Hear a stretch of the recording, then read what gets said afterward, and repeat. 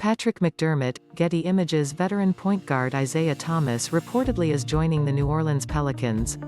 Per ESPN's Andrew Lopez, Thomas is expected to sign a 10-day contract with the Pelicans on Saturday. The Los Angeles Clippers acquired Thomas just ahead of the 2020 NBA trade deadline, but the team waived him 2 days later. He had previously signed a one-year, $2.3 million deal with the Washington Wizards before the 2019-20 season. The 32-year-old has experienced a precipitous fall after finishing fifth in the 2017 MVP voting. He played through a hip injury in the 2017 playoffs and has never been the same player since. After trying to let the injury heal on its own, he underwent surgery in March 2018.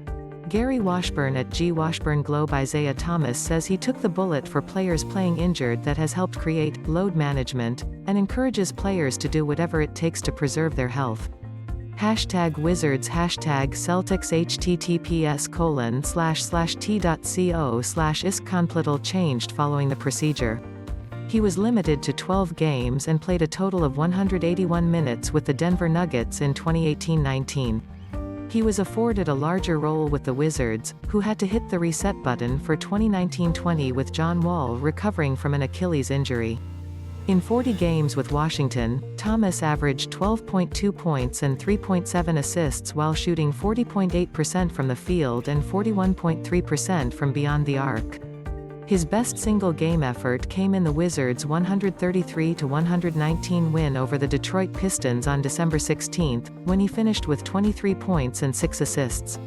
Even at his best, Thomas was a bad defender. He was such an electric scorer and playmaker that he remained a net positive on the floor nonetheless. Now that his hip problems have sapped some of his explosion, he's no longer an elite offensive player. In turn, his lapses on defense become more glaring, and it gets harder to keep him in the game for extended stretches. Although advanced metrics don't tell the full story of a player's contributions, it's hard to spin the fact that Thomas was 94th among 95 point guards in ESPN.com's defensive real ±4.83.